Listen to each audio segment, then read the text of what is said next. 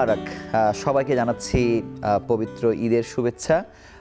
ঈদ মানুষের জীবনে কতভাবেই না আসে, অনেক আনন্দ নিয়ে আসে, কখনো কখনো খানিক কষ্ট নিয়েও আসে। তবে চিকিৎসকদের জীবনে এই ঈদ ধরা দেয় অন্য রকমভাবে। যেহেতু আজকের যে বিশেষ অনুষ্ঠান এখন টিভির, আমরা নাম দিয়েছি সেবায় আনন্দ। এই বিষয়ে ঈদের এই অনুষ্ঠানে আমাদের সঙ্গে যুক্ত হয়েছেন অধ্যাপক ডাক্তার খান Abul Kalam Azad, vice president BCPS. স্যারের আরও অনেক পরিচয়, সাবেক অধ্যক্ষ ঢাকা মেডিকেল কলেজ। আরও আছেন অধ্যাপক AKM আমিনুল হক, অধ্যাপক মেডিসিন বিভাগ, আনোয়ার খান মেডিকেল কলেজ ও হাসপাতাল। সঙ্গে আরও যুক্ত হচ্ছেন অধ্যাপক মোহাম্মদ জহিরুদ্দিন, মেডিসিন বিভাগ, পপুলার মেডিকেল কলেজ হাসপাতাল। আপনাদের তিনজনকে স্বাগত জানাচ্ছি আমাদের অনুষ্ঠানে। ঈদের এই বিশেষ অনুষ্ঠান শুরু করবার আগে আপনাদের জানিয়ে দিয়ে রাখি, এই অনুষ্ঠানটি সহযোগিতা করছে অ্যারিস্টো ফার্মা লিমিটেড।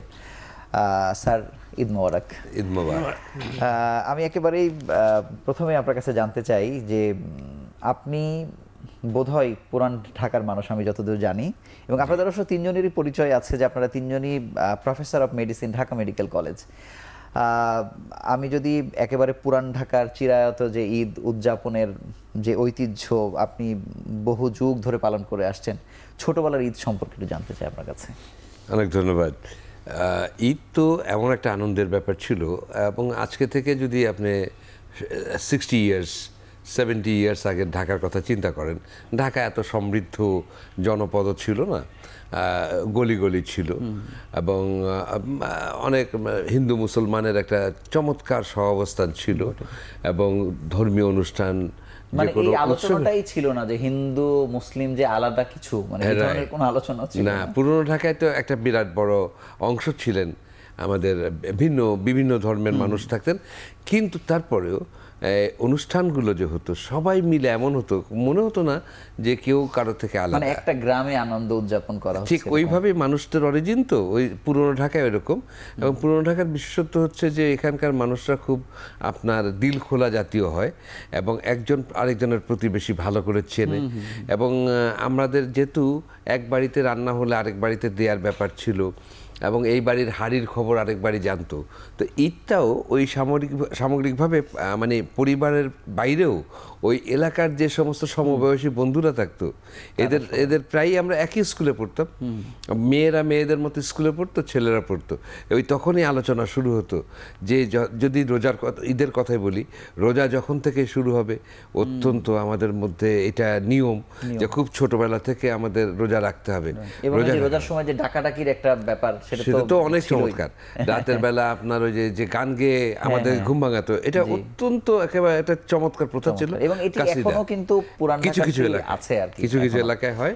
এবং এই যে এটা এরকম, তো আমাদের সেই মানে ঈদের রোজা রাখার দোয়া, ইফতারির দোয়া আবার মা আমাদেরকে মনে করিয়ে দিতেন ছোটবেলায় তো, এবং সেটা আবার মুখস্থ করে আবার কতক্ষণ পর্যন্ত খাবার খাওয়া যাবে, একেবারে সাইরেন বাজার 5 মিনিট আগে মানে ঘুম থেকে না উঠলেই নয়, এরকমভাবে উঠে এবং আমরা সেহরি খেলাম, এরকম করে রোজা রাখতাম।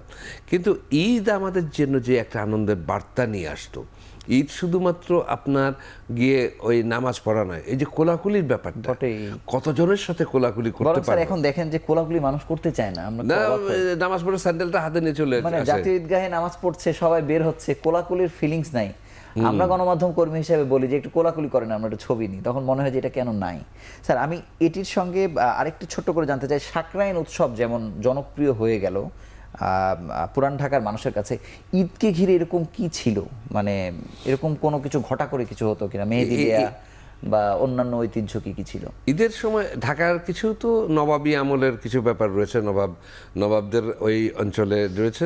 আর আলাদা করে যেটা মোহরমে যেরকম মেলা হতো, কিছু কিছু জায়গায় ঈদের মেলা হতো, এরকম একটা ছোটোখাটো ব্যাপার হতো। কিন্তু বেশিরভাগই মহল্লা কেন্দ্রিক উৎসব হতো, অথবা পরিবার কেন্দ্রিক উৎসব হতো। তখন পরিবার এরকম ছিল যে পরিবার তো লতায় পাতায় অনেক বড়, এবং সবাই ঈদের মধ্যে একত্রিত হতেন। এটা একটা রেয়াজ ছিল, অপেক্ষা। আমরা যখন খুব ছোট, একেবারে যখন 1 2 3 4 5 এরকম পড়ছি, ভাই বোনরা পর ভাই বোন বড় হয়ে উঠছি, একজন আরেকজনের সাথে, যে কখন আমার আব্বা আমাদের সমস্ত কাপড় চোপড় কিনে দেবেন, ঈদের কাপড় কোনটা পরে নামাজ পড়তে যাব, কোনটা পরে পরবো, কখন পরবো, পরবো এবং জুতোটা কেমন পরবো, এবং এটা একজন আরেকজনকে দেখাবো না, আব্বা আম্মা কিনে দেবেন, আমরা লুকিয়ে রাখবো, এবং ঈদের দিন সকালবেলা একটা সারপ্রাইজ হিসাবে আসবে। এটা ছিল আমাদের একটা বড় মানে চিরাচরিত অনুভূতির ব্যাপার। আমি আপনার কাছে আসছি অধ্যাপক আমিনুল হক স্যার, যেহেতু পরিবারকে টেনে নিয়ে এসছেন আর কি, সেই যে পিতামাতার সাথে ঈদ, আমি জানি না আপনার পিতামাতা বেঁচে আছেন কিনা, কিন্তু ওই সময়ের ঈদটা কত বেশি মাত্রা বহন করে যখন পিতামাতা বেঁচে থাকে, তাদের সঙ্গে ঈদের স্মৃতিটা একটু বলেন। আসলে পিতামাতার সাথে ঈদ করার আনন্দই আলাদা।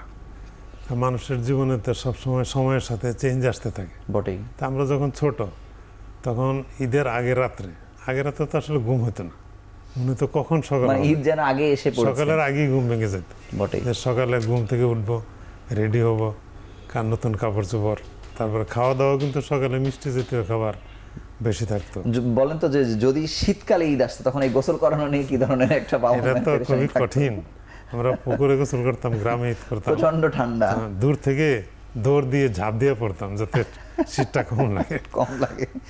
আচ্ছা, ধন্যবাদ। আমি অধ্যাপক জহিরুদ্দিন আপনার কাছে একটু জানতে চাই যে আমাদের অনুষ্ঠানের নাম যদিও আমরা দিয়েছি সেবায় আনন্দ, চিকিৎসকের জীবনের তো আসলে অনেকগুলো ধাপ আছে। আপনারা যেমন তিনজনই ঢাকা মেডিকেলে ছিলেন, আপনাদের ইন্টার্ন লাইফও ধরে নেওয়া যায় যে ঢাকা মেডিকেলে ছিল।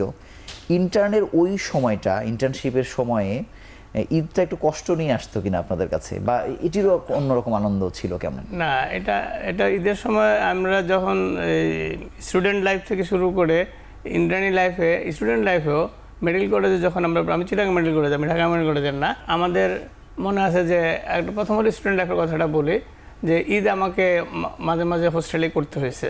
যে যখন দেখছি আমাদের প্রপ পরীক্ষাটা ঈদের হয়তো এক সপ্তাহ পরেই প্রফের ডেট দিছে, তো সেই জন্য ঈদটা হোস্টেলেই করতে হয়েছে। তো তখন সেটা একটা অনুভূতি যে বাবা মা ছাড়া, ভাই বোন ছাড়া ওখানে ঈদ করা। তো ওইটা বন্ধু বান্ধবরাও আছে সঙ্গে, তো আমাদের অন্য বন্ধু আছে। তো চিটাগাঙে যারা লোকাল, ওদের বাসায় তখন আমরা নামাজ পড়ে সবাই দল বেঁধে ওখানে যেতাম। তো ওখানে একটা অনুভূতি আলাদা, যে ওদের বাবা মারা আমাদেরকে ওদের সন্তানদের মতো করে আমাদেরকে আপ্যায়ন করতো, সেটার একটা মজা ছিল আলাদা। আর ইন্টার্নি লাইফে আমরা অনেক সময় যে আমাদের ডিউটি করতে হতো, যে ঈদের সময় ডিউটি, তো এটার মধ্যে একটা আলাদা মজা আছে যে আমরা হয়তো অনকল ডিউটিতে আছি, ঈদের সময় ডিউটি পড়ছে, তো ওই সময় হয়তো দেখা গেলো যে লোকাল, সেখানেও দেখা গেল যে আমাদের লোকাল ফ্রেন্ড যারা আছে তারা খাওয়া নিয়ে আসতো, আমরা খেতাম। আর রুগীদের আমরা সবচেয়ে যেটা চিন্তা, সেটা হলো যে একটা অসুস্থ মানুষ ঈদের সময় অসুস্থ হয়ে আসছে, ইমার্জেন্সি না হলে ওই সময় কেউ হাসপাতালে আসে না, কাজে এই ইমার্জেন্সি পেশেন্টের সেবা করার মধ্যে একটা আলাদা আনন্দ আছে। তো ঈদের আনন্দের সাথে ওই আনন্দটা একাকার হয়ে যেত। আমি অধ্যাপক আমিনুল হকের কাছে এই প্রসঙ্গে একটু জানতে চাই যে যখন হাসপাতালে আপনারা ঈদ করেছেন, তখন তো হাসপাতাল ভর্তি রোগী তো সবসময় থাকে, কিছু হয়তো ছুটি হয়ে যায়, আপনারাও থাকেন। ওই ঈদের দিনটা কেমন আসলে কাটে, বা কেমন যায় ওই দিন? ওই হাসপাতালে নিশ্চয়ই কাটিয়েছেন তো? অন্যরকম। হ্যাঁ, আমি কাটিয়েছি ইন্টার্নি লাইফে। তখন আসলে সকাল থেকেই তো ডিউটি থাকে। জি। সকাল থেকে তখন আমরা তাড়াতাড়ি একটু আগে চলে যাই, তাড়াতাড়ি পেশেন্ট ম্যানেজ করে আমরা ইনচার্জ সিস্টারকে বলে নামাজ পড়তে যেতাম। আগে তো হাসপাতাল ক্যাম্পাসে মসজিদ ছিল না, ক্যাম্পাসের বাইরে থাকতো, তো নামাজ পড়ে আবার চলে আসতাম। চলে আসে তো ডিউটি করতে করতে 1টা যখন 2টা বাজতো, তখন আবার খাবার সময় হতো। তো বেশিরভাগ ক্ষেত্রে তখন কিন্তু দোকানপাট সব বন্ধ থাকতো, আর খাবারও কিনতে পাওয়া যেত না। দেখা যেত যে যাদের বাসা বাড়ির লোকাল, ও তাদের বাপ মাই খাবার পাঠাইতো আর কি, সেই খাবারই আমরা ভাগ করে খেতাম। তো এক বড় ঈদের কথা আমার মনে আছে, কোরবানি ঈদের কথা। তো আমি ডিউটিতে আছি, তখন হঠাৎ করে 12টার দিকে, 1টার দিকে তো খাওয়া দাওয়ার ব্যবস্থা, তো একটা রুগী আসলো খুব পেটে ব্যথা নিয়ে। তো আমাদের মনে হলো যে এটা হয়তো পেট, এই যে রোজা রাখার পরে হয়তো পেট অনেকের ছিদ্রি হয়, পারফোরেশন। তো সন্দেহ করার পরে আমরা এক্সরে করালাম, দেখি যে আসলে পারফোরেশন। এখন সমস্যা, এটা তো অপারেশন করাইতে হবে। তা আমরা আছি, ডাক্তার নাই, প্রফেসর নাই, আগে কল পাঠাইতে হইতো ক্যাম্পাসের বাইরেই। তো স্যার বললো যে আমি ঈদের দিন আমার মেয়ের জামাই আসছে, তা আমি তো এখন আসতে পারতেছি না, একটু দেরি হবে, তোমরা পেশেন্টকে ম্যানেজ করে থাকো পেশেন্টের কাছে। তো থাকতে থাকতে থাকতে থাকতে স্যার আসলো 3টার দিকে। 3টার দিকে আসা ওটিতে নিয়ে অপারেশন করে আবার বের হলো। তখন কিন্তু অজ্ঞান জ্ঞান ফিরে না আসা পর্যন্ত প্রফেসরই থাকতো। ও আচ্ছা। তার জ্ঞান ফিরলে পরে পোস্ট ওভারডে আমরা থাকতাম জুনিয়ররা। তো এই করতে করতে রাত্র সন্ধ্যা 7টা বেজে গেছে। তখন হোস্টেলে এসে দেখি যে আমার মা কোরবানির মাংস পাক করে পাঠাইছে টিফিন ক্যারিয়ারে। তো গরমের দিন, তো খাবার টিফিন ক্যারিয়ার খুলে দেখি যে খাবার মাংস সব গন্ধ হয়ে গেছে। তা তখন তো খাওয়ার আর সুযোগ নাই, তখন আমরা তখন ট্যাপের পানি খেতাম। তো ট্যাপের পানি মগ ভরে নিয়ে এসে আমার আরেক ফ্রেন্ড ছিল রুমমেট, আমরা দুইজনে পানি খেয়ে শুয়ে রইলাম।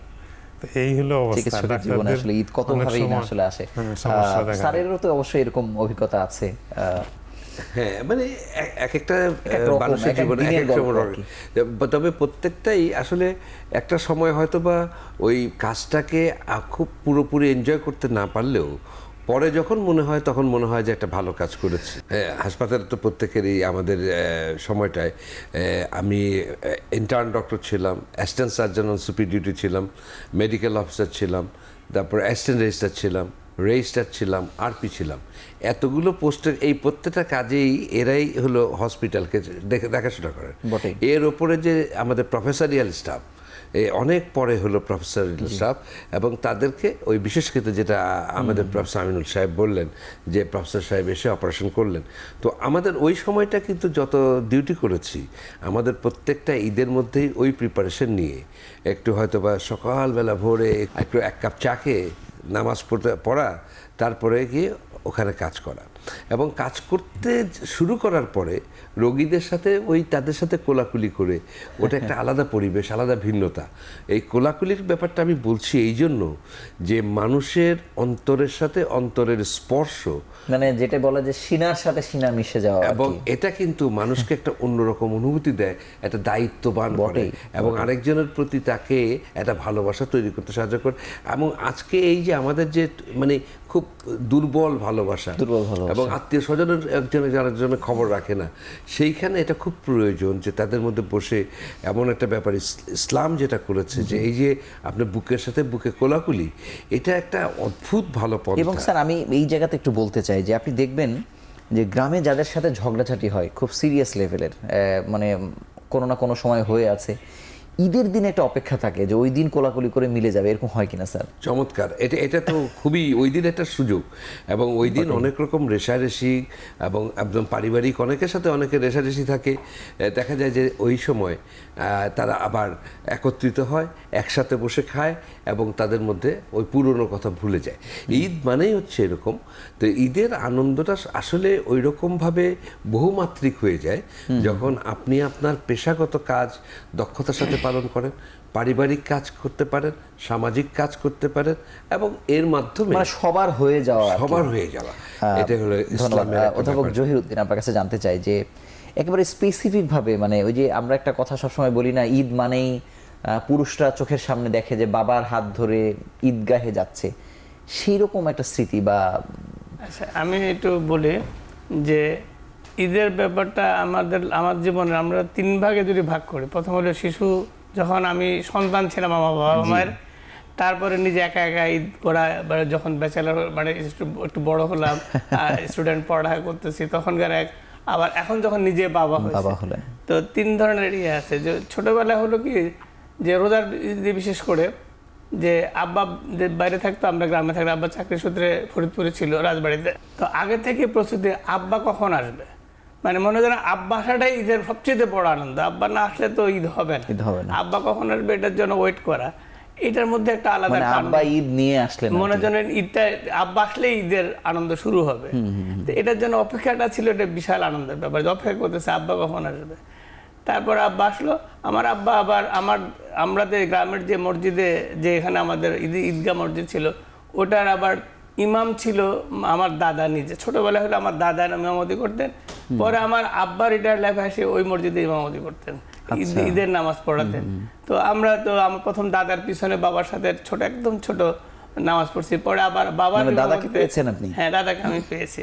তো ওই সময় তো আমরা আবার ধরেন জামা কাপড় কিন্তু ঈদের সময় ছোটবেলায় সেটা হলো ওই ঈদেই শুধু নতুন জামা, আর এখন যেরকম সারা বছর জামা কাপড়, এটা তো নতুন জামার আলাদা আনন্দ এখন সেটা শুধু ওই ঈদের সময় পাইতাম, অন্য সময় আর সারা বছরের জামা আবার সেটাই।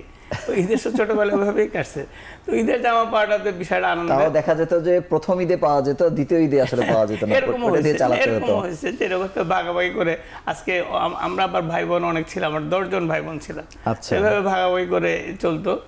তো এটা একটা অদ্ভুত আনন্দ। বাবা না থাকলে ঈদের বাবা তো এখনো আছে? না, আমার বাবা নেই।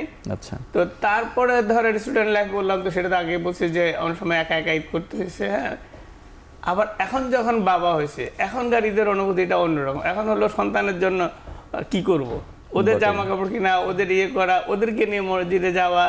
তো এটা এখন তো শহরের ঈদ, তখন ছিল গ্রামের ঈদ, এখন শহরের ঈদ। আর গ্রামের ঈদে ছোটবেলা একটা জিনিস আছে যে আমরা নামাজ পড়েই, আমার ফুফুর বাড়ি ছিল খুব কাছে, তো আমার ওই আমি যেমন মামার বাড়িতে চলে যেতাম আর কি, আমারও ফুফুর বাড়িটা ছিল খুব কাছে। তো ওই ফুফু আবার মানে আমাদেরকে এমন আদর করতো যে মনে যেন ওনার সন্তানের চেয়ে বেশি আদর করতো। তো আমরা নামাজ পড়ে আগে ওই ফুফুর বাড়িতে যেতাম, ফুফুর বাড়িতে যাই সেমাই খেয়েটে তারপর নিজের বাড়িতে আবার ওদেরকে সবাই, কাজিনদেরকে সবাইকে নিয়ে আসতাম। তা আমাদের বাড়িতে তখন সবাই কাজিনরা একসাথে। তো এখনও আমি বড় হয়েছি, যে এখন আমি তো পিতা হয়েছি, ইয়ে হয়েছে, তো এখনও আমার বাসায় আমার সমস্ত ভাগ্নে যারা ঢাকায় আছে সবাই কিন্তু ঈদের দিন আমার বাসাতে আবার একসাথে হয়। সেই যে রেওয়াজ আপনি পেয়েছেন, আনন্দটা এখন অন্যরকম, রিভার্স হয়ে আসছে, কিন্তু আনন্দটা সেম। এখন আপনাকে অসংখ্য ধন্যবাদ। আমরা ছোট্ট একটি বিরতি নিয়ে আবার আলোচনায় ফিরছি।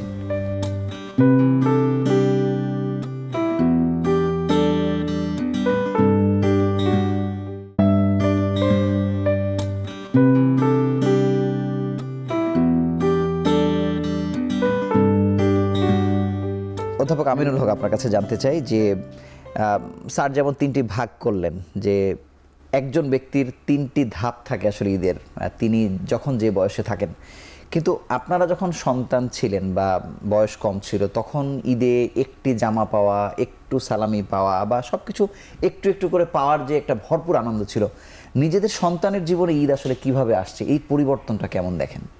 না, এখন কিন্তু অনেক পরিবর্তন হয়ে গেছে বটেই, বছরও তো অনেকগুলো পার হয়েছে। একটা জামা কাপড় পাবো মানে সেই আনন্দেই কিন্তু ঈদের আগের থেকেই মনের ভিতরে একটা শুরু হয়ে যেত। একটা ঘ্রাণ নেওয়ার ব্যাপার আছে, আপনার মনে আছে যে আমাদেরও তো বয়স একটু হয়েছে আর কি, যে নতুন জামা মনে হতো যে এই ঘ্রাণটা অন্য কোনো সময় কেনা জামার সঙ্গে বা কাপড়ের সঙ্গে মেলে না, মানে এরকম ফিল এসছে কিনা? এখন তো ছেলেমেয়েরা সারা বছর জামা কাপড় কিনে, যে কারণে ঈদের সময় জামা কাপড় আমরা ছোট সময় যে আনন্দ পাইতাম, এখন ছেলে মেয়েদের মধ্যে আমরা ওইরকম আনন্দ দেখি না, কারণ তারা তো সারা বছরই জামা কাপড় কিনছে। না, তবুও আমি একটু বলি, তবু ওই সময় এখনকার সময় বাচ্চারা দেখা যায় গেছে, আমরা তো একটা জামা পাইতাম, ওর হলো কয়েকটা পায়, বাবা মা থেকে কয়েকটা পায়, আবার আত্মীয় স্বজনরা গিফট পায়।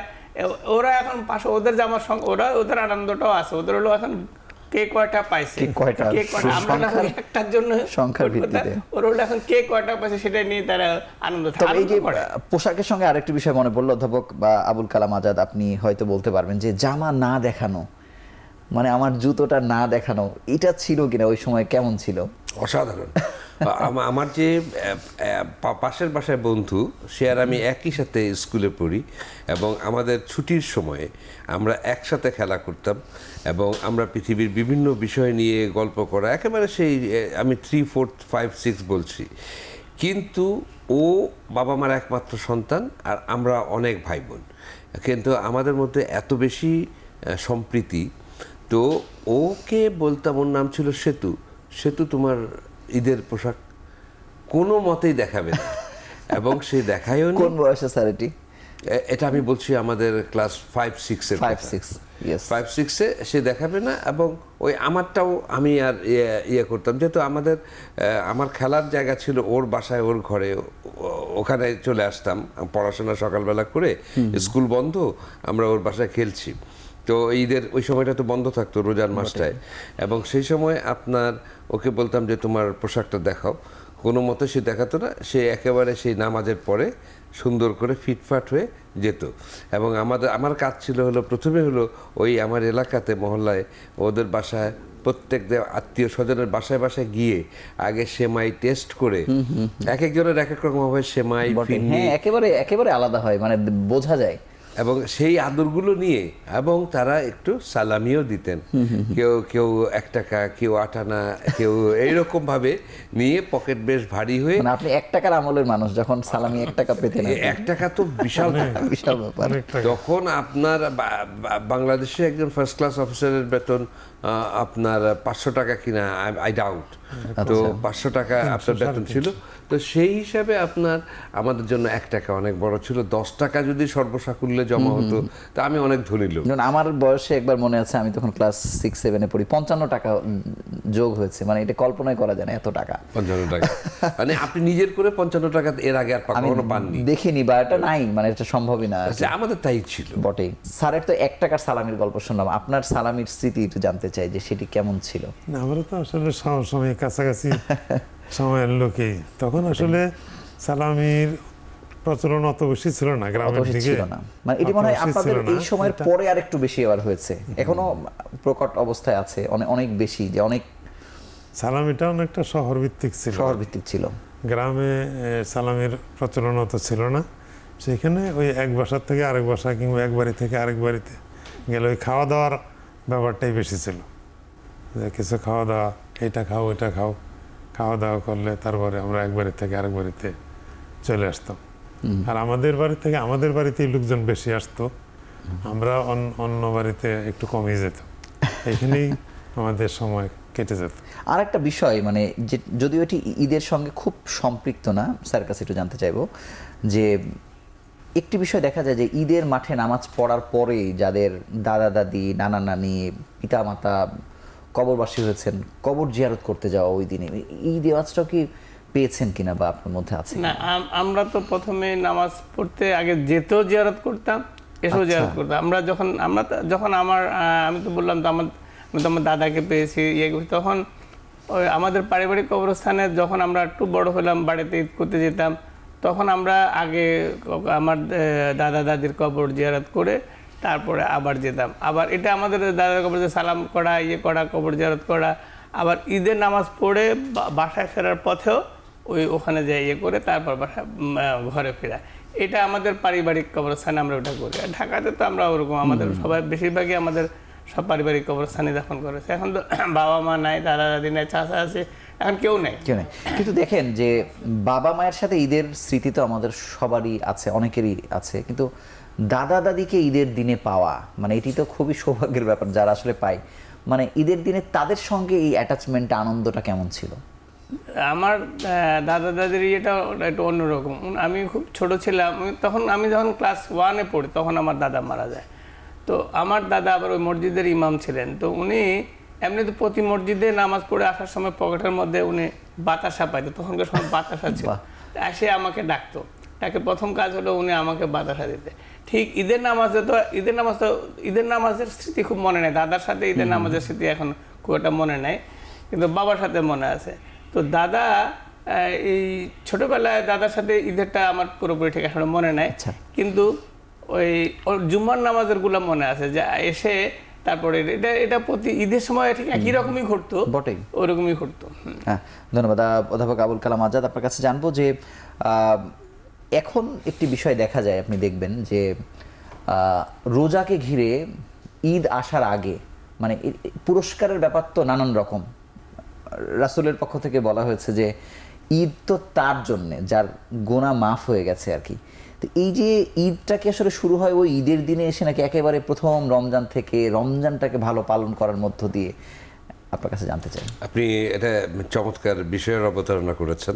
আমি সেটাই বলতে যাচ্ছিলাম যে আসলে যেটা প্রফেসর আমিনুল হক একটু আগে বললেন যে আমরা ঈদের দিন ঘুমাতাম না, আসলে ঘুম না হওয়াটা ওই রোজা শুরুর থেকেই, অনেক আগে থেকেই পরিকল্পনা, যে আপনার রোজা, এবং বছরে হিসাব করতাম যে আমাদের এই রমজানের ঈদ এবং আপনার এরপরে কয়দিন গ্যাপ দিয়ে প্রত্যেক দিন গুনতাম যে কোরবানির ঈদ, এটাও একটা ব্যাপার ছিল। এবং এই যে আপনার রমজানের মধ্যে দিয়ে বাবা মা আমাদের শিক্ষা দিতেন যে উঠে ওই ঠিক সময়ে আপনার সেহরি খেতে হবে, সারাদিন রোজা রাখতে হবে সব ভাই বোনের, এবং এটা একটা কমন প্র্যাকটিস ছিল যে তোমাকে রোজা রাখতে হবে। রোজায় একদিন তো কমপক্ষে আপনার ওই মেহমানদের সবে কদরের রাতটাকে ট্রাই করতেন আব্বা আম্মা। তখন আমাদের যারা এরকম বঞ্চিত মানুষরা রয়েছেন তাদের ইফতারি সহ রাতের খাবার এবং জাকাত দেওয়ার ব্যবস্থা। হ্যাঁ, আমাদের মধ্যেও আমরা দেখেছি যে পিতা বা বড় ভাই কত রাকাত তারাবির নামাজ পড়ছেন সেটি দেখে আমি নির্ধারণ করতাম যে না, বাবা বের হয়ে গেছে, তাহলে আমারও 8 রাকাত পড়লে চলবে। এরকম তারাবি কেন্দ্রিকও একটা সম্পর্ক গড়ে ওঠে কিনা, মানে এটা তো ঈদেরই আনন্দেরই একটা নির্যাস বলা যায় আসলে। আসলে ওই রোজা রাখা এবং নামাজ পড়া এটা আসলে বাপ মা বড় ভাই বোন তাদেরকে দেখেই কিন্তু মনের মধ্যে আস্তে আস্তে এটা মানে বটেই। সিদ্ধান্তটা তৈরি হয়। তো ছোট সময় তো আমরা যখন রোজার আগেই কিন্তু চিন্তা করতাম যে এবার কয়টা রোজা রাখতে পারি, কিন্তু বাপ মা এবং আমরা কিন্তু মানে আপনারা তো আরো বেশি অবশ্যই, আমাদের সময় মনে আছে আমরা বলতাম এই আমি কিন্তু এবার 17টা, তার আগের বার 11টা, এরকম একটা এটা ব্যাপার কিন্তু ছিল, আমাদের মধ্যে একটা কম্পিটিশন কম্পিটিশন ছিল। হতো আর কি। তো অনেক সময় দেখা যেত বেশি ছোট থাকলে তো আসলে রোজা রাখতে না মানা তখন তো করতো সব যে রোজা বলে যে সবই দেখেছি। তখন আমরা তখন প্রথম রোজা, 27 রোজা এবং শেষ রোজা এই 3টা করতে দিত। আর ছোট সময়ে তো রোজা রাখতে গেলে তখন তো খিদা লাগতো, দুপুর পার হলেই খিদা লেগে যেত। তখন তো দেখা যেত যে মায়ের আশেপাশে গুড়গুড় করতেছে যে কখন ইফতার হবে, তখন হয়তো খাওয়া যাবে।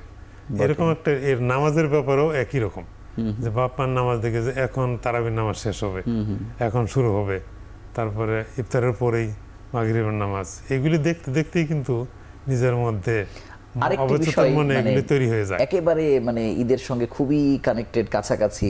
যেমন আপনারা বলছিলেন যে বাবার ফিরে আসা, এই ইতেকাফে যে বাবাদের থাকা বা দাদাদের থাকা, এই যে 10 দিন পার করে তাদের বাড়িতে ফিরে আসা, এই প্রত্যাবর্তনের একটি আনন্দ আসলে ঈদের সঙ্গে যুক্ত কিনা। এরকম ইত্তেফাক জিনিস তখন আমরা ছোটবেলা, আমি তো ছোটবেলাতেই গ্রামে ছিলাম, তারপর তো শহরে চলে এসেছেন। এই জিনিসটার মাঝে মাঝে এটা তো আলাদা হইতো, ওটা আলাদা বোঝা যেত, ওটার একটা আলাদা আনন্দ আছে যে 10 দিন তারা এরকম করতো, তারপরে আসতো। আমার আব্বা মা বেশিরভাগই বাড়িতে, ওই সময় আমরা যখন ছোটবেলাতে রিটায়ারমেন্ট বাড়িতেই ছিল। আপনি এই প্রসঙ্গে আমি একটা কথা বলি যে ওই যে প্রসঙ্গটা আগে বলছিলেন যে ওই ছোটবেলায় ঈদের একটা আলাদা একটা ইয়ে ছিল কি, যে রান্না বান্নার যে ইয়েটা ভোর রাতে ওই যে রোজা রাখা, নামাজ পড়া, আমাদের কিন্তু ছোটবেলায় ডাকতো না যে ছোট মানুষ কিভাবে রোজা রাখতে হবে, রোজা রাখতে পারবে না, কিন্তু আমরা আগেই অ্যালার্ট হয়ে থাকতাম, কারণ আম্মা তখন প্রতিদিনই ভোর রাত্রে রান্না করতো। আমাদের তো বাড়িতে, গ্রামের বাড়িতে তখন ইলেকট্রিসিটি ছিল না, কারেন্ট ছিল না, ফ্রিজের প্রশ্নে উঠে না, তো প্রতিদিনই ভোর রাত্রে কিন্তু আবার রান্না হতো। ভাত, বিশেষ করে ভাত তরকারিটা হতো আগে রান্না করতো, ওটা গরম করতো, ভাত রান্না করতো। তাও আবার সেটিকে গরম কিভাবে রাখা যায় সেটির একটা পথ ছিল আর কি। তো আমরা তখন এই রান্নার আওয়াজে মানে টুকটাক আম্মা উঠতেছে, ঘরে যাচ্ছে, আমরা জেগে যেতাম, জেগে যেয়ে বসে দেখতাম যে খাওয়া দিতেই হবে। আর মাঝে মাঝে হয়তো ঘুমে টের পেতাম না, তখন পরের দিন আমাকে জ্বালাতন করতাম, আমাদেরকে রোজা রাখতে দেন নেই কেন, হ্যাঁ না তুমি এখনো ছোট, বড়, রোজা রাখবে। তো এরকম আর কি। এখন আমাদের ছেলেমেয়েরাও রোজা রাখে, এইটাই যেটা সবাই শিখেই আমরা পারিবারিক শিক্ষা থেকে রোজা রাখাটা ওইভাবে হয়। তো তখন হলো সবগুলো এরকম, আম্মা যে রান্না করতো ওটা স্মৃতি এখনো মনে আছে, যে তখন লাকড়ির চুলাতে রান্না করতো। কিন্তু এমনও কি হয় অনেক সময় অনেক শিশুদের ক্ষেত্রে দেখা যায় যে আরে বাবা মা ডাকেনি, খাইতেও ডাকেনি, তো না খেয়ে আমি রোজা রাখবো। আমরা রাখছি তো না, এরকম রাখছি না খেয়ে রোজা রাখছি, এরকম অভিজ্ঞতা আছে। এক ঈদ আসলে কত স্মৃতি নিয়ে আসছে আমাদের সামনে, আমরা কোনটা রেখে কোনটা বলবো। আমরা আরো একটি ছোট্ট বিরতি নিয়ে বাকি গল্প শুনবো।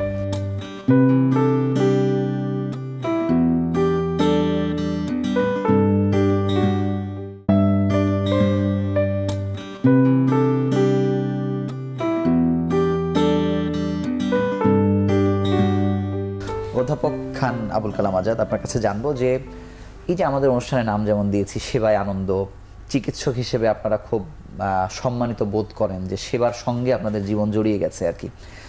ঈদের যে খুশি, ঈদের যে আনন্দ, ঈদের যে এই যে ভাগাভাগির যে ব্যাপার, এটির সঙ্গে আপনাদের প্রফেশনের সম্পর্কটা কিভাবে মিলে যায় বা কিভাবে মেলান, কোন বিন্দুতে দেখেন আপনারা? ডেফিনেটলি একটা হলো, আপনি যেই প্রফেশনেরই থাকেন না কেন, সবচাইতে বড় ধর্ম হচ্ছে মনুষ্যত্বের ধর্ম, এবং মনুষ্যত্বের প্রধান প্রকাশটাই হচ্ছে আপনি আরেকজনের জন্য চিন্তা করবেন, আরেকজনের জন্য কাজ করবেন। এবং আমি খুবই সৌভাগ্যবান এবং আমার সাথে এই দুইজন প্রফেসর সাহেবের খুব সৌভাগ্যবান যে আমরা এমন একটা পেশায়, আপনাকেও বলছি যে আপনারাও মানুষের কল্যাণের জন্য করেন, কিন্তু আমাদের সরাসরি এমন যে আপনি একজন অসুস্থ মানুষের জন্য কাজ করছেন। আমাদের এটা আমরা জানি যে হাদিস রয়েছে যে অসুস্থ মানুষকে দেখতে যদি আপনি যান, প্রতি পদক্ষেপে আপনার জন্য 70,000 ফেরেশতা দোয়া করে। এবং আমাদের কিন্তু যখন ডাক্তার হলাম, এবং আব্বা কিন্তু আমাদের খুব জোর করেননি, কিন্তু আমরা নিজেরাই যে কোনোভাবেই হোক এই ডাক্তার হওয়ার ব্যাপারটা একটা আলাদা একটা জিনিস মনে হচ্ছে। মানুষের মধ্যেও একটা অন্যরকম ব্যক্তিত্ব এবং মানুষকে কাছে নেয়া। আপনি তাকে চেনেন না, কোনোদিন দেখেননি, কিন্তু তিনি অসুস্থ অবস্থায় তিনি কিন্তু আপনার সামনে তখন আর কোনো অভিনয় করেন না, তিনি কোনো টাল বাহানা করেন না, তিনি সবচাইতে অকপটভাবে একজন পেশেন্ট এবং একজন যিনি ডক্টর তাদের মধ্যে যে রিলেশনশিপটা হয় এত অকপট হয়, এটা অন্য কোনো সম্পর্কের ক্ষেত্রে আপনি দেখেন না যে চিন্তা করা কঠিন। গ্রামে যারা ডাক্তার নন, এমবিবিএস নাই, কিছুই নাই, মানুষ তাকে ডাক্তার বলে, তার সঙ্গে কত সম্পর্ক গড়ে ওঠে মানুষ। এটাও একটা নতুন ব্যাপার। কারণ সত্যি কথা বলতে আমি যে একদম তাদের যে সেবাটা দেয় উড়িয়ে দেব তা নয়। আসলে মানুষ যখন বিপদে পড়ে তখন একটা হসপিটাল হয়তো অনেক দূরে, সেই এমবিবিএস ডাক্তারকে পেতে গেলে 3 কিলোমিটার যেতে হবে। তা আমি যেটা মনে করি যে ডক্টররা মানুষের হৃদয়ে সবচেয়ে দ্রুত পৌঁছাতে পারেন। ডক্টররা মানুষের যে আপনার আমি শুনি যে আমাদের রোগীরা বলেন, স্যার আমি আপনার জন্য দোয়া করি। এই কথাটা যখন শুনি তখন আমি কিন্তু একটু থেমে থেকে চিন্তা করি এই কথাটা মানুষ কখন বলতে পারে। এবং দোয়া তো সবসময় করাই কি আসলে লাগে, তার পরিতৃপ্তি তো আসলে দোয়া হয়ে আসে।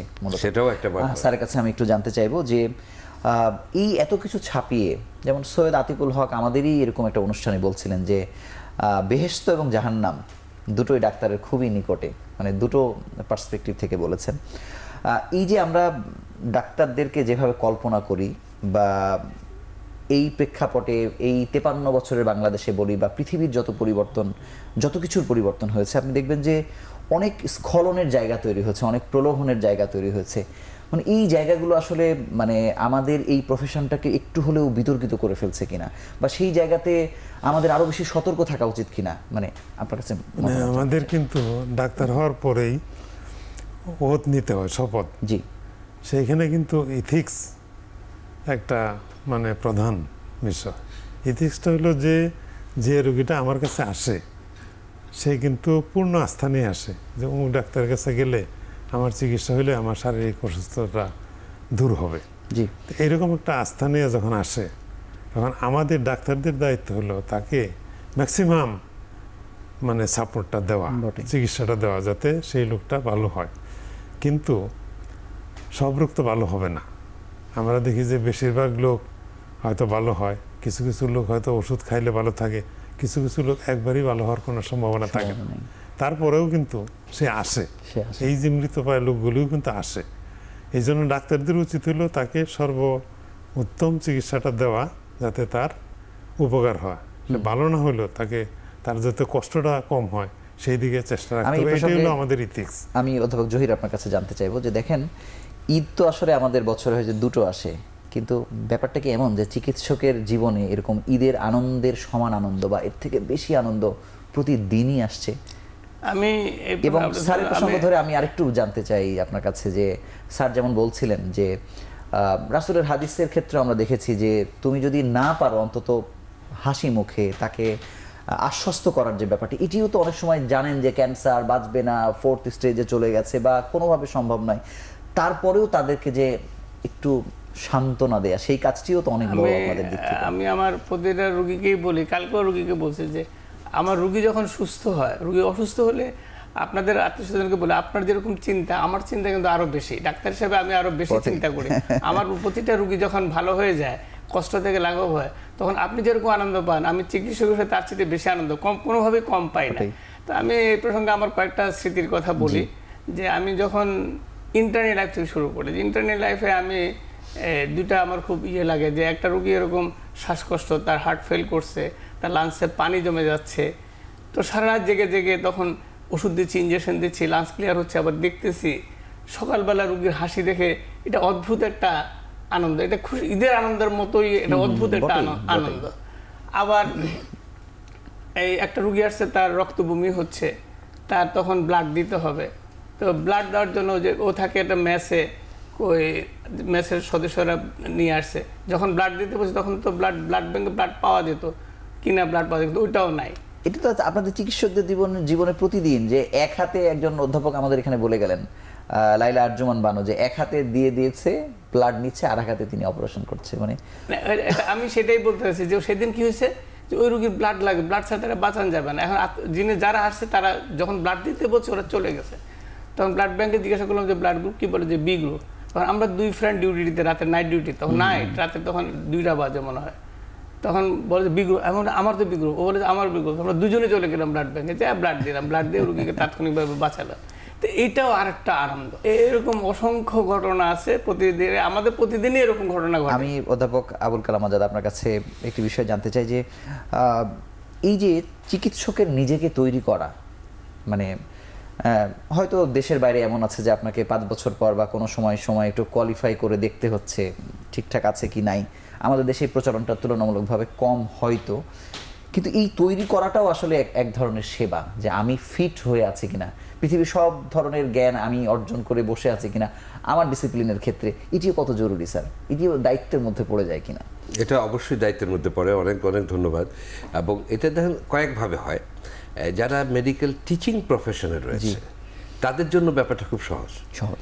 আপনি যখন টিচার হয়েছেন, যখন সে ধরেন আজকে থেকে 20 বছর 30 বছর আগে, তখন আপনার ভলিউম যে ছিল সেটা ভলিউম অনেক কম ছিল, কিন্তু আজকের ছাত্রকে যখন আপনি পড়াচ্ছেন আপনাকে অনেক এক্সপ্যান্ডেড নলেজ নিয়ে আপনাকে পড়াতে হবে। তাহলে টিচারদের জন্য কিন্তু ইট বিকামস ভেরি ইজি। তাকে ওই জিনিসটা অধ্যয়ন করতে হয়, ওটাকে একেবারে আয়ত্তে নিয়ে এসে তিনি আবার ওটা লেকচার করান। কারণ আপনি আজকে থেকে 25 বছর আগের নলেজ দিয়ে আপনি যখন 5th ইয়ার MBBS-এ পড়েছেন, ওই নলেজ দিয়ে আজকের 5th ইয়ারকে পড়াতে পারবেন না। বটেই। এখন আপনার AI, চ্যাট জিপিটি, ছাত্ররাও হাতের মুঠোয় একটা করে কথা বের করে ফেলতে পারে, কিন্তু আপনাকে এই যে আপ টু ডেট থাকা, দ্যাট ইজ ভেরি ইম্পর্টেন্ট।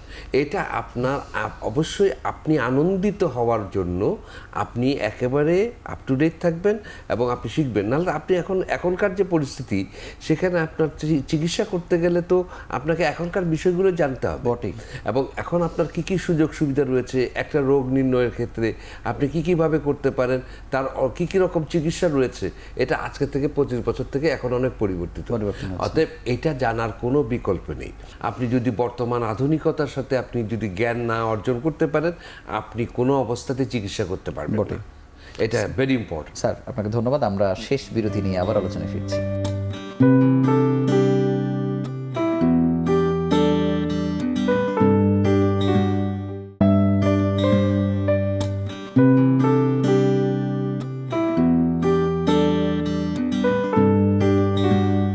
অধ্যাপক AK আমিনুল হক, আপনার কাছে জানবো যে এই বাংলাদেশে হাসপাতালে ঈদ করার মতো করে অনেক সময় হয় না যে দেশের বাইরে কেউ পড়তে গেছে, বা এখন একটি ট্রেন্ড আমরা দেখছি চিকিৎসকদের মধ্যে এটি ব্যাপকভাবে আছে যে ঈদটা বাইরে গিয়ে উদযাপন করা, আপনি কিভাবে মূল্যায়ন করেন?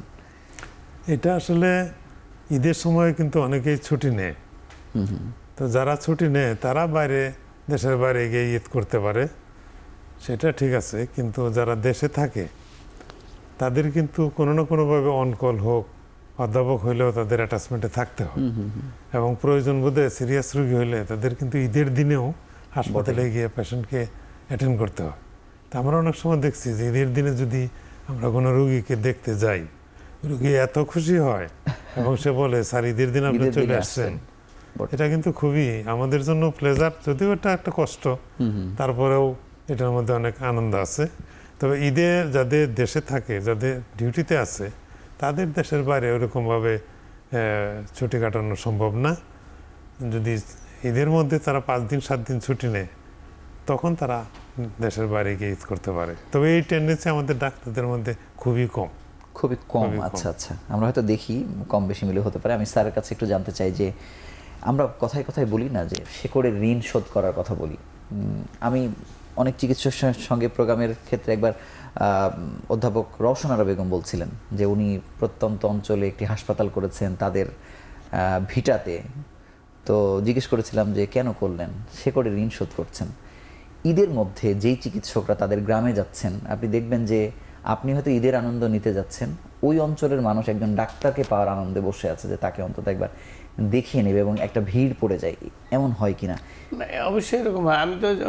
আমি যখন কোনো ঈদের সময় যখন বাড়িতে রুগী দেখতে যেতাম, বাড়িতে যেতাম, তখন ঈদের পরের দিন মোটামুটি একটা লাইন ধরে যায় যে একটার পর একটা। আমি আমার ঘরের বারান্দায় বসি, চেয়ার টেবিল নিয়ে বসি, আসতে থাকে সিরিয়াল, কিছুক্ষণ পর পরে আসতে থাকে একজন দুজন করে, আর আশেপাশে অনেক মানুষ আসে। এটা আমাদের মনে হয় সবার, যারা আমরা বিশেষ করে গ্রামে আমাদের যাদের বাড়ি আছে, যারা গ্রামে যায়, ঈদের সময় যায়, এটা ইদানিং হয়তো হয় না, কিন্তু আগে যখন বাবা মা যখন জীবিত ছিল তখন তো রেগুলার বাড়িতে ঈদ করতাম, তখন বাড়িতে গেলে এটা হরহ হতো। এখন অন্য সময় গেলে, অন্য অনুষ্ঠানে গেলে, ঈদের সময় এখন যাওয়া হয় না, কিন্তু তখন অন্য সময় গেলেও একই অবস্থা। গ্রামের মানুষ শিকড় মানে গেলে আশেপাশে সব মানুষ চলে আসবে, এটা তো একটা বিশাল জিনিস। আবার আমি মাঝে মাঝে আমার এলাকাতে যে স্কুলে লেখাপড়া করছি সেখানে কয়েকবার প্রোগ্রাম করছি যে রুগী দেখার। আমি ঢাকা মেডিকেল কলেজ থেকে থাকতে ওখান থেকে টিম নিয়ে গেছি 2 বার, নিয়ে ওখানে অনেক রুগী দেখছি, ক্যাম্প করছি।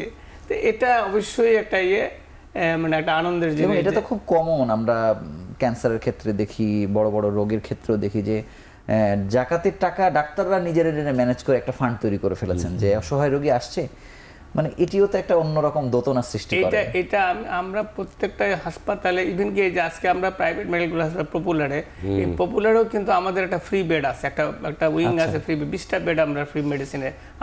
আমি মেডিসিনের কথাই বলতেছি।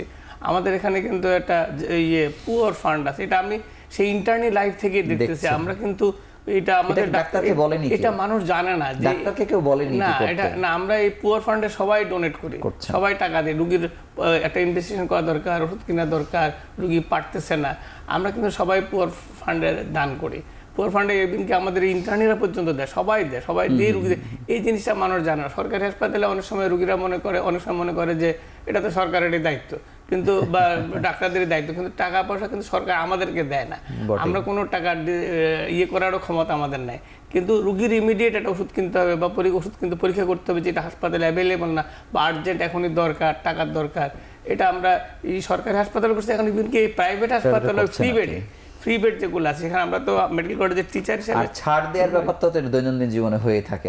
ছাড় দেওয়ার ব্যাপার তো সেটা তো হলো হাসপাতালে তো সরকারি ছাড়, আমরা প্রাইভেট চেম্বার সেটা হলো অন্য জিনিস, সেটা তো আমরা যার যেটা সেটা ছাড়। ধন্যবাদ। আমরা একেবারে শেষ প্রান্তে অধ্যাপক আবুল কালাম আজাদ, আপনার কাছে জানতে চাই যে এই যে সেবার মধ্যেই থাকা, ঈদের আনন্দের মতো বড় বড় আনন্দ নিয়ে প্রতিদিন দিন যাপন করা, একটা প্রশান্তি নিয়ে থাকা, তারপরেও এত কিছু ছাপিয়ে এই বাংলাদেশে বা এই সময়ে একজন চিকিৎসককে আসলে যদি সেবার সঙ্গে জড়িয়ে থাকা, এটি নৈতিকতা, ইথিক্স আমরা যেভাবে বলি না কেন, কোথায় একটা চিকিৎসক, একটা মডেল চিকিৎসক আমরা কাকে বলবো? আমাদের প্রত্যেকেরই জীবনে কিছু আইকন তো থাকেই, যাকে দেখে আমরা বড় হই, যাদের কথা আমরা বারবার বলি, এক একজনের এক এক রকমের। এবং আইকনিক ফিগার আমরা প্রথমে দেখতাম যে টিচার আমাদের খুব ভালো করে ইমপ্রেস করতে পারতেন পড়াশোনার মাধ্যমে। তারপরে আগেকার দিনে আমাদের শিক্ষকদের তো এত বেশি চলন বলন, এত বেশি তাদের আপনার মানে শক্তিশালী ছিল, তারা ছাত্রদের সাথে খুব বেশি একটা মিলতেন না বা কথা বলতেন না, তারা গট করে চলে যাওয়াটা। এখন কথা না বলার চিকিৎসকের সংখ্যায় বা শিক্ষকের এখন কম, এখন তো ছাত্র শিক্ষক সম্পর্কের ব্যাপারটা গুরুত্বপূর্ণ। তো তখন ভয়ে থাকতাম, আমার শিক্ষককে যদি দেখতাম ওইখানে রয়েছে, ওই প্যাসেজের ওই কর্নার উত্তর দিকে, আমি উত্তরের দিকে যাব না, আমি দক্ষিণ থেকে আরো দক্ষিণে যাব। তো এটা ছিল আমাদের তখনকার ব্যাপার। কিন্তু তারপরও আমাদের যেমন আমি মেডিসিনে পড়তে এলাম, তো মেডিসিনে আমাদের কয়েকজন টিচার যাদেরকে আমরা দেখেছি, যে প্রফেসর M.A. কাদরি স্যার প্রথম আপনার আমাদের ভিসি ছিলেন আমাদের মেডিকেল ইউনিভার্সিটির, তারপরে H.G.M. চৌধুরী স্যার, তারপরে Waliullah sir, M.N. Alam sir. এই শিক্ষকদের অবদান আমার জীবনে অনেক বেশি গুরুত্বপূর্ণ, এবং তাদের মতোই হতে আমি চেষ্টা করেছি যে আমরা করব। তবে সব কিছুর বাইরেও, লেখাপড়া শেখার বাইরেও আমার বাবা হলেন আমার সবচাইতে আদর্শ, যিনি বাবা আমাকে শিখিয়েছেন মানুষ হওয়া কাকে বলে এবং মানুষ হতে হবে। এবং আমার বাবাকে আমি দেখেছি যে কলিং বেল টিপেছে, আমি আব্বার পিছু এসেছি, আব্বা দেখছেন একজন ভিক্ষুক কলিং বেল টিপেছে, আব্বু গিয়ে তাকে সালাম দিয়েছেন, দিয়ে বলছেন মিয়া সাহেব দাঁড়ান আমি নিয়ে আসি। আব্বা গিয়ে তার জন্য কিছু আমি পিছন দাঁড়িয়ে পর্যবেক্ষণ করলাম, আব্বা আমাকে বললেন না যে কিছু ভিক্ষা দিয়ে দাও, আব্বা কিন্তু ওনাকে সালাম দিয়েছেন। বটে। এই যে মানুষ হওয়ার সম্মান। শিক্ষা, এটা আমার বাবা আমাকে পুরোটা দিয়েছেন। তারপরে যেমন ধরেন কিছু কিছু আধুনিক জীবনযাপন, এটা আমার বড় ভাইয়ের কাছ থেকে পেয়েছি এবং আমার বন্ধু বান্ধবদের কাছ থেকে শিখেছি সহমর্মিতা কাকে বলে, এবং ইত্যাদি মিলিয়ে একটা মানুষ এইভাবেই গড়ে ওঠে যে এক একজনের কাছ থেকে শিখে শিখে নেয়। কিন্তু আমরা একদম বাংলাদেশের মেডিকেল সেক্টরের একেবারে উন্মেষের যে ব্যক্তিবর্গগুলো বাংলাদেশের মেডিকেল শিক্ষাকে টেনে নিয়ে এসছেন, তাদেরকে আমরা দেখেছি। এবং আপনারাও তো মানুষের কাছে আইডল হয়েছেন। আপনাদের তিনজনকে অসংখ্য ধন্যবাদ। নিজে ভীষণভাবে উপভোগ করছিলাম আজকের প্রোগ্রাম, এবং আপনাদের আবারও অভিনন্দন জানিয়ে আজকের মতো বিদায় নিচ্ছি। আপনাকে ধন্যবাদ, দর্শক মন্ডলীকে ধন্যবাদ সবাইকে। ঈদের খুশি, একটি ঈদ আসলে কত শত স্মৃতি আসলে সামনে নিয়ে এসছে, কোনটি রেখে কোনটি আসলে বলবো। তবে চিকিৎসকের সঙ্গে সেবার যে সম্পর্ক, চিকিৎসকদেরকে নিয়ে নানা ধরনের কথা হয়, কিন্তু একটি সম্প্রতি আমরা দেখলাম যে তামিম ইকবালের যে হঠাৎ করে হার্ট অ্যাটাকের ঘটনা, সেখানে তো একজন চিকিৎসকই তড়িৎ গতিতে তাকে সুস্থ করে সুস্থ জীবনে একজন বাংলাদেশের একটি সম্পদকে আসলে ফিরিয়ে নিয়ে আসলেন আল্লাহর অশেষ ইচ্ছায়। তো চিকিৎসকরা মানুষের খুবই নিকটেই থাকে, চিকিৎসকদেরকে সহযোগিতা করবারও ব্যাপার আছে, এবং আমার কাছে মনে হয় যে চিকিৎসকের জীবনে ঈদ একবার নয়, বারবার প্রতিদিন অনেকভাবে আসলে ধরা দেয়। আপনাদেরকে আবারও শুভেচ্ছা জানিয়ে শেষ করছি। ঈদ মোবারক।